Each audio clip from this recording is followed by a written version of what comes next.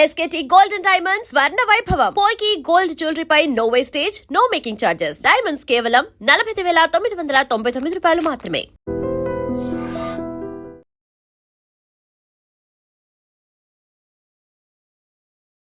నేపాల్లో వచ్చినటువంటి ఆకస్మిక వరదలు పెను విధ్వంసాన్ని సృష్టించాయని చెప్పాలి. అక్కడ రసువా జిల్లాలో గ్రామాలు పూర్తిగా కొట్టుకుపోయినటువంటి పరిస్థితి ఉంది. వందలాదిగా అందరూ కూడా కొట్టుకుపోయారు ఈ వరదల్లో. ఎందుకంటే ఎవరికీ ఇన్ఫర్మేషన్ లేదు, ఎక్కడి నుంచి కూడా ఒక హెచ్చరిక కూడా లేకుండా ఉన్న పళాన ఒక్కసారిగా ఈ వరద ముంచెత్తడంతో, ముఖ్యంగా బోటే కోసి నది ప్రవాహం ఒక్కసారిగా ఓళ్ల మీద పడిపోవడంతో అందరూ కూడా అందులో బయట ఉన్న వాళ్ళందరూ కూడా కొట్టుకుపోయినటువంటి పరిస్థితి ఉంది. ఇప్పుడు మనకి లేటెస్ట్గా వస్తున్నటువంటి ఇన్ఫర్మేషన్ 400 మంది వరకు విదేశీయులు ఈ వరదలో కొట్టుకుపోయారు. ఆకస్మికంగా వచ్చినటువంటి బోటికోసి నది ప్రవాహంలో 400 వరకు కొట్టుకుపోయారు. 105 మంది భారతీయులే ఉన్నారు. ఇందులో విదేశీయుల్లో 105 మంది, విదేశీయులు ఒక 300 మందికి పైగా ఉంటే అందులో 105 మంది భారతీయులు, ఇంకా 37 మంది ఎన్ఆర్ఐలు కూడా ఇందులో కొట్టుకుపోయినట్టుగా తెలుస్తుంది. ఎందుకంటే అదొక పర్యాటక ప్రాంతం కాబట్టి చాలామంది ఇక్కడ చూడటానికి వస్తారు. ఇక్కడ ఉన్నటువంటి పర్యాటక అందాలని చూడటానికి, ఎంజాయ్ చేయడానికి వస్తూ ఉంటారు. ఒక్కసారిగా అక్కడ తిరుగుతుంటే, ఆ పర్యాటక ప్రాంతాల్లో సంచరిస్తుంటే ఒక్కసారిగా అక్కడ బోటికోసి నది పరివాహక ప్రాంతంలో ఉన్నటువంటి పర్యాటకులు ఈ వరదలో కొట్టుకుపోయినటువంటి పరిస్థితి. ఒకసారి దృశ్యాలు మీరు చూస్తుంటే పెద్ద ఎత్తున ఎంత వేగంగా ఆ ప్రవాహం దూసుకుంటూ వస్తుందో మనకు కనిపిస్తుంది. ఆ బ్రిడ్జ్లు కొట్టుకుపోతున్నాయి, ఇళ్ళు కొట్టుకుపోతున్నాయి. ఇళ్లలో ఉన్నవాళ్ళు చాలామంది కూడా కొట్టుకుపోయినటువంటి పరిస్థితి ఉంది. దాదాపు 400 నుంచి 600 వరకు, అంటే ప్రాథమికంగా వస్తున్నటువంటి లెక్క ఇది. కొన్ని వందల మంది ఇందులో కొట్టుకుపోయారు.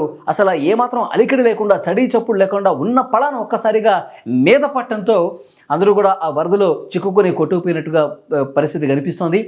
బాలేషా ఎవరైతే నేపాల్ ప్రధాని ఉన్నారో అత్యవసరంగా అధికార బృందంతో, మంత్రులతో సమావేశం ఏర్పాటు చేశారు. ఈ సమావేశంలో చాలా క్లియర్గా ఇన్స్ట్రక్షన్స్ కూడా ఇచ్చారు. ఉన్న పళాన ఆ ఆర్మీ అంతా కూడా అక్కడ రెస్క్యూ కార్యక్రమాలు చేపట్టాలని చెప్పారు. అక్కడ ఆర్మీ ఈ రెస్క్యూ చేయడానికి కూడా కొంత ఇబ్బందికర పరిస్థితులు కనిపిస్తున్నాయి. ఎందుకంటే చుట్టూ కొండలు ఉంటాయి. ఆ రసువా జిల్లాలో ఇప్పుడు ఎక్కడైతే ప్రమాదం సంభవించిందో, ఎక్కడైతే ఆకస్మిక వరద వచ్చిందో ఆ ప్రాంతం మొత్తం కొండల మధ్యన ఉన్నటువంటి గ్రామాలు అవన్నీ. అక్కడ ఆ రాళ్లల్లో, ఆ కొండల్లో దిగి రెస్క్యూ చేయడానికి కొంత ప్రతికూలమైనటువంటి వాతావరణ పరిస్థితులు ఉన్నాయి. సో అయినప్పటికీ కూడా ఆర్మీ అక్కడ శాయశక్తుల పనిచేస్తుంది. శాయశక్తుల రెస్క్యూ చేసే పరిస్థితులు అక్కడ కనిపిస్తున్నాయి. కానీ ఇది అసలు ఉన్న పళాన ఎందుకు ఈ విధంగా పెద్ద ఎత్తున వరద వచ్చింది, బోటే కోసి నది ప్రవాహం ఎందుకు ఒక్కసారిగా ఇట్లా ఉప్పొంగిందన్నది కూడా వాతావరణ శాఖ అధికారులు అంచనా వేస్తున్నటువంటి పరిస్థితి. ఎందుకంటే అక్కడ హిమానీ నద పరివాహక ప్రాంతం ఉంటుంది. హిమానీ నదాలు అంటే మంచు కొండలు పూర్తిగా మంచుతో కప్పబడిపోయి పూర్తిగా అవన్నీ కరిగి ఒక్కసారిగా ఆ బోటేగష నదిలోకి జారిన తర్వాత ఆ బోటేగష నది ప్రవాహంలో వచ్చినటువంటి ఆ అలికిడికి ఇదంతా లోపల నుంచి ఉప్పొంగి ప్రవహించి స్థానిక గ్రామాల మీద పడటంతో ఈ పెను ప్రమాదం సంభవించినట్టుగా తెలుస్తోంది. చాలా బాధాకరమైన విషయం. భారతీయులు కూడా వందల సంఖ్యలో ఉన్నారు. ఇప్పటి వరకు తీసినటువంటి లెక్క 105 మంది భారతీయులు, 37 మంది ఎన్ఆర్ఐలు కూడా ఈ వరదలో కొట్టుకుపోయినట్టుగా తెలుస్తుంది. ఇంకా స్థానికంగా అక్కడ లోకల్గా ఉన్నటువంటి నేపాలీలు కూడా, ఎందుకంటే వాళ్ళ ఇళ్ళు కూడా కొట్టుకుపోయినాయి. వరద ఒక్కసారిగా దూసుకుంటూ ముందుకు వస్తుంటే బ్రిడ్జ్లు కొట్టుకుపోతున్నాయి, అక్కడ ప్రాజెక్టులు కొన్ని కొట్టుకుపోతున్నాయి. అక్కడ ఉన్నటువంటి సామాగ్రి మొత్తం కార్లు గీర్లు అన్నీ కూడా కొన్ని కిలోమీటర్ల వరకు కొట్టుకుపోతున్నటువంటి పరిస్థితి ఉంది. అక్కడ అపార్ట్మెంట్లు కావచ్చు, అక్కడ ఆ నది పరివాహక ప్రాంతం మొత్తం కోసుకుపోయి ఆ ఇళ్ళన్నీ కూడా, ఇంట్లో ఉన్న వాళ్ళందరూ కూడా కొట్టుకుపోయినటువంటి సిచ్యువేషన్ కనిపిస్తుంది. అక్కడ నిశ్చితంగా పరిస్థితిని పరిశీలిస్తూ ఉన్నారు. ఎప్పటికప్పుడు అధికారులు ఆ వరద ప్రవాహం ఉధృతి ఇంకా ఎంతసేపు ఉంటుంది, ఎటువైపు ప్రవహించే అవకాశం ఉంది, ఏ ప్రాంతాలకు ఇబ్బందికర పరిస్థితులు ఉన్నాయనేది కూడా అంచనా వేస్తున్నారు.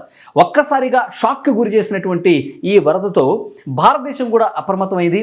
ఇండియాకి సంబంధించి బీహార్, ఉత్తరప్రదేశ్ రాష్ట్రాలు అటు సమీపంగా ఉంటాయి కాబట్టి అక్కడ గండక్ నదికి దానికి లింక్ ఉంది కాబట్టి గండక్ నదీ పరివాహక ప్రాంతాల్లో ఉన్న ప్రజలు, బీహార్, ఉత్తరప్రదేశ్ రాష్ట్రాలకు సంబంధించి ఆ సరిహద్దులో గండక్ నదీ పరివాహక ప్రాంత ప్రజలు అప్రమత్తంగా ఉండండి. అధికారులు ఎప్పటికప్పుడు ఆ వరద ఉధృతిని గమనిస్తూ ఉండండి. ఎందుకంటే ఆ ప్రవాహం ఒక్కసారిగా దూసుకొస్తే గండక్ నది కూడా అక్కడ ఉప్పొంగి ప్రవహిస్తే నేపాల్లో ఉన్నటువంటి సిచ్యువేషన్సే బీహార్, ఉత్తరప్రదేశ్ రాష్ట్రాల సరిహద్దు ప్రాంతాల్లో కూడా ఏర్పడే అవకాశం ఉంది. కాబట్టి వెంటనే అక్కడ హుటాహుటిని చర్యలు తీసుకోండి.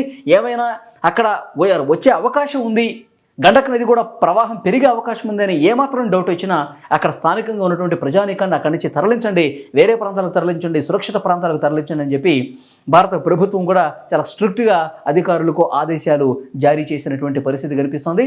సో మొత్తంగా చూస్తే నేపాల్లో ఉన్న ఒక భయానకమైనటువంటి దృశ్యం కనిపిస్తోంది.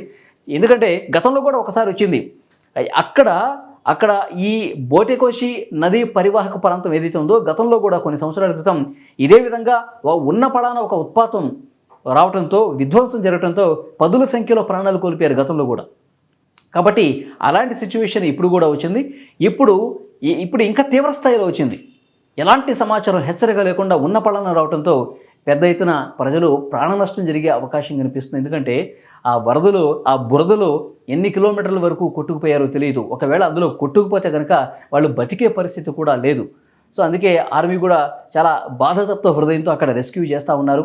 ఇప్పటికే 10 మంది నుంచి 30 మంది వరకు ఆ మృతదేహాలు లభ్యమైనట్టుగా సమాచారం అయితే వస్తోంది. ఇంకా చాలామంది అక్కడ పరివాహక ప్రాంత ప్రజలు, నేపాలీయులు అక్కడ రోడ్ల మీదకి వచ్చి చాలా బాధతో చెప్తా ఉన్నారు. మా వాళ్ళు కనిపించట్లేదు, మా వాళ్ళు ఇంకా ఎటుపోయారో తెలియట్లేదు, మా వాళ్ళు అసలు కనిపించట్లేదంటే ఆ వరద ప్రవాహంలో కొట్టుకుపోయి ఉండొచ్చేమని చెప్పి కన్నీళ్లు పెట్టుకుంటూ రోధిస్తున్నటువంటి దృశ్యాలు కనిపిస్తున్నాయి. మరోవైపు నేపాల్ పర్యటనకు వెళ్ళినటువంటి భారతీయులు ఎవరైతే ఉన్నారో దాదాపు 105 మంది వరకు ఇప్పుడు ప్రాథమికంగా అధికారులకు వచ్చినటువంటి ఇన్ఫర్మేషన్ వాళ్ళు తీసిన లెక్క. ఆ 105 మందిలో ఏ రాష్ట్రం నుంచి ఎంతమంది ఉన్నారు, వాళ్ళకి సంబంధించిన ఇన్ఫర్మేషన్ ఏంటి, ఇక్కడ వాళ్ళ బంధువులకి నేపాల్ పర్యటన చెప్పి వెళ్ళుంటారు కదా. సో వీళ్ళలో కూడా కొంత ఆందోళన కనిపిస్తుంది. మా వాళ్ళు బతుకున్నారా లేదా, ఫోన్లు కొంతమందికి స్విచ్ ఆఫ్స్ వస్తున్నాయి, వాళ్ళ పరిస్థితి ఏంటి, వాళ్ళు క్షేమంగా ఉన్నారా, ఎందుకంటే అక్కడ వైర్లు కొంత సిగ్నల్ ప్రాబ్లం కూడా ఉంది కాబట్టి స్విచ్ ఆఫ్ వస్తుండొచ్చు. లేదంటే కనుక వరదలో కొట్టుకుపోతే ఇక ఫోన్లు పనిచేయవు, స్విచ్ ఆఫ్లు అయిపోతాయి. కాబట్టి స్విచ్ ఆఫ్ వచ్చినటువంటి ప్రతి కుటుంబం నుంచి కూడా కొంత ఆందోళన కనిపిస్తోంది. దాదాపు 100 నుంచి 150 వరకు భారతీయులు ఆ వరద ప్రవాహంలో కొట్టుకుపోయారన్న సమాచారం బయటకు వస్తేనే కొంత భయానకమైనటువంటి సిచ్యువేషన్ కనిపిస్తుంది. సో నేపాల్లో ఒకవైపు చైనా మీద కూడా అసహనం వ్యక్తం చేస్తుంది నేపాల్. ఎందుకంటే ఇలాంటి వరద విపత్తులు ఇవన్నీ కూడా టిబెట్ చైనా సరిహద్దు ప్రాంతంలో ఉంటుంది కాబట్టి వాళ్ళకి కొంత ముందస్తు ఇన్ఫర్మేషన్ ఉంటుంది. ముందస్తుగా వాళ్ళకి తెలిస్తే నేపాల్కి ఇటు భారత్కి అలర్ట్ చేసే అవకాశం ఉంటుంది. కానీ కావాలని చైనా ఈ విధంగా సమాచారం తెలిసినప్పటికీ అలర్ట్ చేయలేదని చెప్పి కొంత అనుమానం నేపాల్కి ఉంది. సో ఏదేమైనప్పటికీ ఈ ప్రమాదం జరిగిన తర్వాత ఇంత పెద్ద ఎత్తున వరద గ్రామాలను ముంచెత్తిన తర్వాత చాలామంది కొట్టుకుపోయిన తర్వాత మొత్తం అయిపోయిన తర్వాత చేసేదేమి కూడా ఈ ఆరోపణలు చేస్తే వచ్చేదేమి కాదు. కానీ అక్కడ స్థానికంగా ఉన్నటువంటి అధికారులు శాయశక్తిలో ప్రయత్నం చేస్తున్నారు.